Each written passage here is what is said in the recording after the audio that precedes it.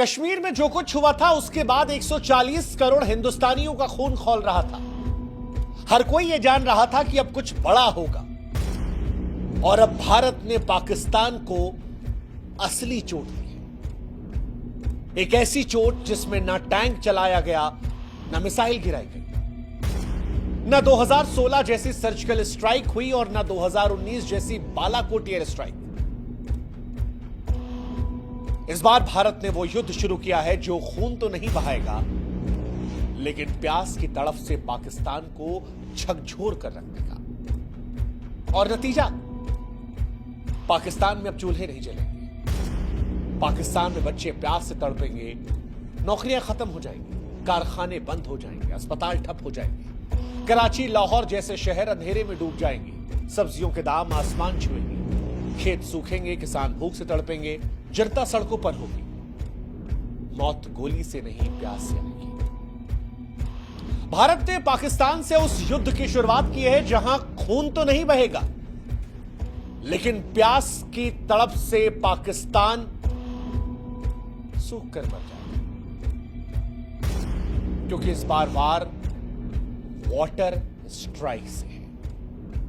India versus Pakistan में war जो है वो वाटर स्ट्राइक की है। इंसाफ की धार में भारत का पहला प्रहार, वो प्रहार जो इतिहास में प्यास से लिखा जाएगा, वो प्रहार जो पाकिस्तान की रीढ़ पर ऐसा वार है जिसकी गूंज सदियों तक सुनाई पड़ी। पहलगाम में दरअसल जब पाकिस्तान समर्थित आतंकवादियों द्वारा हिंदुओं का नरसंहार हुआ तो यह भारत के सब्र का आखिरी बिंदु था। और इसके बाद भारत ने वो फैसला लिया, वो समझौता तोड़ दिया जिसे मानवता के लिए उसने तब भी निभाया जब 1965-1971 में भारत पाकिस्तान के बीच में युद्ध हुआ, जब 1993 में पाकिस्तान ने मुंबई में हमला करवाया, जब 2001 में पाकिस्तान ने संसद में हमला करवाया, 2008 में 26/11 का नरसंहार हुआ, 2016 में उरी और 2019 में पुलवामा में हमारे जवानों पर पाकिस्तान ने हमला करवाया। उसके बावजूद भी भारत ने जिस समझौते को निभाए रखा था, इस बार भारत ने अपने सब्र के बांध को तोड़ दिया और बांध को अब रोकने का फैसला किया जो पाकिस्तान को बूंद बूंद पानी के लिए तरसा देगा, पाकिस्तान को अंधेरे में डाल देगा, पाकिस्तान की बर्बादी की तरफ सबसे बड़ा निर्णायक कदम उठा देगा। भारत ने 5 निर्णायक कदमों के जरिए पाकिस्तान को कूटनीतिक, आर्थिक और रणनीतिक मोर्चों पर घेर लिया है। 5 फैसले लिए, पंच मारा है। पहला, अटारी बॉर्डर बंद कर दिया है, जिसका मतलब है कि द्विपक्षीय व्यापार, यानी अब भारत से पाकिस्तान में कोई व्यापार नहीं, आवागमन बंद। वो जो बॉर्डर पर हिंदुस्तान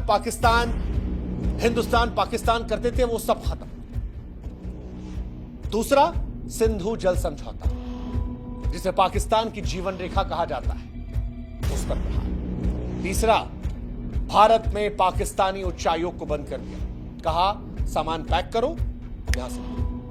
भारत दुनिया के सामने पाकिस्तान को दिखाना चाहता है कि यह आतंकवाद समर्थित देश है, वो देश जो आतंकवाद को भारत में प्रायोजित करवाता है, और अब भारत पाकिस्तान से कोई रिश्ता नहीं रखेगा। पाकिस्तान हाई कमीशन को भारत से निकलने का आदेश जारी कर दिया गया है, कोई कूटनीतिक रिश्ता नहीं होगा। और यह बहुत बड़ा फैसला है दुनिया के लिए मैसेज देने के लिए कि पाकिस्तान आतंकवादियों को सपोर्ट करता है। पाकिस्तान के अधिकारियों को 7 दिन में दिल्ली से वापस जाना पड़ेगा। पाकिस्तान के जो नागरिक हैं उन पर भी प्रतिबंध लगा दिया गया है। 48 घंटों में उन्हें भारत छोड़ने का आदेश दिया गया है। जितने वीजा थे सब कैंसिल, अब कोई पाकिस्तानी हिंदुस्तान में नहीं आएगा। लेकिन इन सब के बीच सबसे घातक रहा सिंधु जल समझौते का रद्द होना, जिसे वाटर स्ट्राइक कहा जाता है। और यह भारत और पाकिस्तान के बीच में पहले जल युद्ध की शुरुआत है। इससे पहले कि बताएं कि पाकिस्तान बर्बाद कैसे होगा, आपको समझा देते हैं कि सिंधु जल समझौता है क्या। सिंधु नदी और उसकी सहायक नदियां, जिसमें झेलम और चिनाब का नाम है, पाकिस्तान की जीवन रेखा है। ये नदियां 4 देशों से होकर गुजरती हैं और 21 करोड़ से अधिक लोगों की जल आवश्यकताओं को पूरा करती हैं। 1947 से ही इसका विवाद शुरू हुआ था, लेकिन भारत ने तब दिल बड़ा किया और पंडित नेहरू ने साल 1960 में सिंधु जल समझौता किया। वो समझौता जो पाकिस्तान के लिए बेहद फायदेमंद रहा। पाकिस्तान को सिंधु, झेलम और चिनाब नदी का 80% पानी दिया। भारत को रावी, व्यास, सतलज का पानी मिला, जो टोटल पानी का 20% था। अब यह समझौता पाकिस्तान के लिए लाइफलाइन है। भारत ने, जैसा हमने कहा कि जब तमाम बार तनाव हुए तब भी इस समझौते को ब्रेक नहीं किया, क्योंकि यह समझौता पाकिस्तान को बर्बाद करने के लिए कहा था। और अब जब भारत ने यह कदम उठाया है तो पाकिस्तान पर इसके विनाशकारी प्रभाव पड़ेंगे। कैसे, वो हम समझाते हैं। दरअसल पाकिस्तान की 80% सिंचाई सिंधु और इसकी सहायक नदियों पर निर्भर है। पाकिस्तान में खेती करने के लिए जो 93% पानी का उपयोग होता है वो यहीं से होता है। और बिना पानी के पाकिस्तान के जितने खेत हैं वो सब बंजर हो जाएंगे, फसलें नष्ट हो जाएंगी, किसान बर्बाद हो जाएंगे, हताशा नजर आएगी। ये पहली कहानी है। असर क्या होगा? असर यह भी होगा कि खेत खलिहानों के साथ साथ पाकिस्तान के जो बड़े शहर हैं, कराची, लाहौर, मुल्तान, इन शहरों में जल आपूर्ति इन्हीं नदियों पर निर्भर है। अब पानी की कमी होगी तो लोग एक एक गिलास साफ पानी के लिए तरसेंगे। पाकिस्तान में माएं अपने बच्चों के लिए पानी की तलाश में भटकेंगी। अस्पतालों में मरीजों का इलाज प्रभावित होगा। तीसरा, पाकिस्तान अंधेरे में डूब जाएगा। सिंधु बेसिन पर बने हाइड्रो पावर प्रोजेक्ट पाकिस्तान की बिजली का प्रमुख स्रोत है। पानी की कमी से बिजली का उत्पादन ठप हो जाएगा। पाकिस्तान के बड़े शहर कराची, मुल्तान, लाहौर, ये सब शहर अंधेरे में डूब जाएंगे, कारखाने बंद हो जाएंगे। और अब क्योंकि गर्मी आने वाली है, ऐसे में ये गर्मी असहनीय हो जाएगी, बर्दाश्त के बाहर हो जाएगी। पाकिस्तान वैसे भी बिजली संकट का बहुत सामना करता है। बीते साल भी आए दिन पाकिस्तान में ब्लैकआउट हुआ था। इस साल गर्मी पाकिस्तान को बहुत महंगी पड़ी। खेत खलिहानों में क्योंकि पानी आएगा नहीं, तो पाकिस्तान में फसलों की कमी के चलते अनाज और सब्जियों की कीमतें जो है वो आसमान को छू जाएंगी। पाकिस्तान वैसे भी भुखमरी कगार पर है, लेकिन अब गरीब परिवारों की थालियां खाली रहेंगी, भुखमरी का खतरा मंडराएगा। अब क्योंकि कृषि और बिजली क्षेत्र ठप रहेगा तो पाकिस्तान की अर्थव्यवस्था चरमरा जाएगी, निवेशक भाग जाएंगे, बाजारों में अस्थिरता रहेगी। इसके साथ ही पाकिस्तान में जनसंख्या विस्थापन होगा, क्योंकि जहां जहां ये समस्याएं बढ़ेंगी वहां से आबादी कहीं और जाएगी, और जहां पर जाएगी वहां का सारा सिस्टम डैमेज हो जाएगा। पाकिस्तान की जनता सरकार के खिलाफ विरोध को लेकर सड़कों पर भी आ सकती है। सरकार के खिलाफ पाकिस्तान में नाराजगी बढ़ सकती है और पाकिस्तान में सरकार को तमाम तरह की परेशानियों का सामना करना पड़ सकता है। पाकिस्तान में बेरोजगारी पहले से कहीं ज्यादा बढ़ सकती है, क्योंकि कृषि और बिजली क्षेत्र से ठप हुआ सब कुछ तो अर्थव्यवस्था चरमराएगी। पाकिस्तान वैसे ही निवेशकों की कमी से परेशान है और इसके बाद निवेशक भाग जाएंगे, कंपनियां बंद हो जाएंगी, बाजारों में अस्थिरता बढ़ेगी और पाकिस्तान अलग अलग दृष्टिकोण से बर्बादी की तरफ चला जाएगा। हालांकि क्या ऐसा कल से ही होने वाला है? तो जवाब है नहीं। भारत ने जो यह फैसला लिया है, यह ऐसा नहीं है कि कल से ही पाकिस्तान को बर्बाद कर देगा, क्योंकि कई लोग के मन में सवाल है कि क्या ऐसा फैसला लेने के बाद पाकिस्तान तुरंत बर्बाद हो जाएगा, या बर्बाद पाकिस्तान होगा तो कितना समय लगेगा? इसका जवाब भी हम आपको देते हैं। सिंधु जल संधि टूटने से तत्काल गंभीर नुकसान पाकिस्तान को नहीं है। क्यों नहीं है वो समझाते हैं। सिंधु, झेलम, चिनाब नदियों का पानी जो है वो तुरंत नहीं रुकेगा, क्योंकि ऐसा करने के लिए भारत को बड़े बांधों की जरूरत है, जो फिलहाल अभी तैयार नहीं है।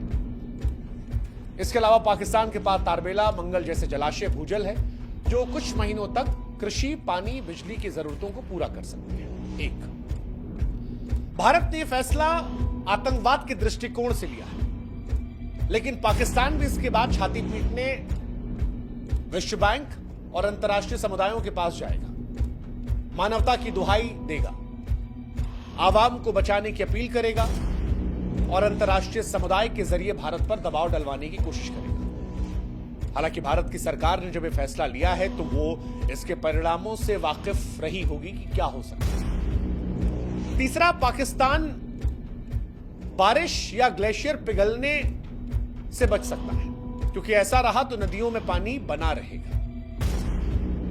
पाकिस्तान जो छोटे छोटे नहरें हैं, जलाशय है, भूजल है, उनका इस्तेमाल करके तत्कालिक तौर पर परेशान नहीं होगा। ये बात सच है, तुरंत खतरा नहीं है पाकिस्तान पर। लेकिन एक सच जो है वो ये कि हर पाकिस्तानी के दिल में भविष्य को लेकर डर रहेगा, पाकिस्तानियों में अनिश्चितता बनी रहेगी। और जब भी लंबे समय में भारत पूरा पानी रोकने की क्षमता बनाएगा, तब पाकिस्तान में असली संकट है।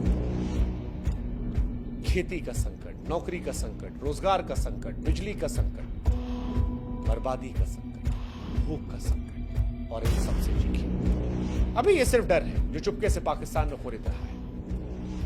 लेकिन भारत ने कश्मीर के पहलगाम में जो कुछ देखा, जो कुछ सुना, जो कुछ जाना, उससे जो डर पैदा हुआ, जो गुस्सा पैदा हुआ, जो नफरत आई, उसके बाद मानो पाकिस्तान को स्पष्ट संदेश देने का मन बना है कि भारत ना हमास जैसी हरकत बर्दाश्त करेगा और ना पहले जैसी खामोशी। अगर हमला हमास जैसा होगा तो पाकिस्तान को जवाब इजराइल जैसा मिलेगा। और इसीलिए हम कह रहे हैं कि चाहे एयर स्ट्राइक हो या सर्जिकल स्ट्राइक, उससे कहीं ज्यादा भारी ये वाटर स्ट्राइक होगी, क्योंकि ये वाटर स्ट्राइक न केवल पाकिस्तान को झकझोरेगी बल्कि विश्व को भारत की दृढ़ता का संदेश देगी और भविष्य में सुनिश्चित करेगी कि पाकिस्तान ऐसी कोई हिमाकत करने के पहले 10,000 मर्तबा सोचे, अपनी आवाम को लेकर सोचे कि क्या वो अपनी आवाम को यूं मरने के लिए छोड़ देगा। इंसानियत के दृष्टिकोण से भारत के उठाए कदम शायद बहुत कठोर है,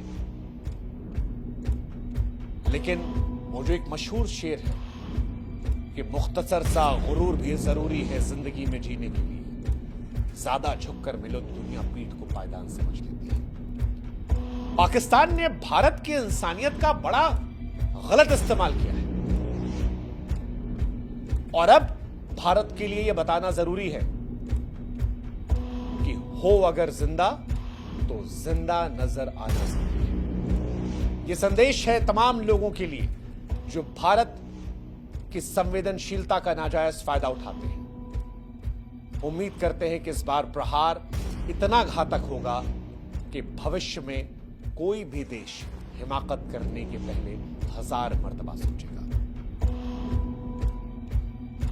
ये शायद उन लोगों को भी सच्ची श्रद्धांजलि होगी जो कश्मीर को जन्नत समझ के वहां पर लुत्फ उठाने गए थे।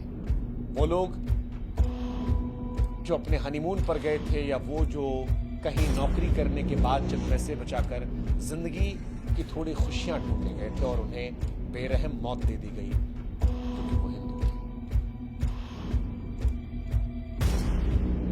हिंदुस्तान गोली नहीं चलाएगा, युद्ध खून से नहीं लड़ेगा, लेकिन इस बार वॉर पानी का होगा, प्यास का होगा और पाकिस्तान इस बार प्यास की तरफ से झकझोर जाएगा। इंसाफ की भारत का पहला प्रहार है जो इतिहास में प्यास में लिखा जाएगा।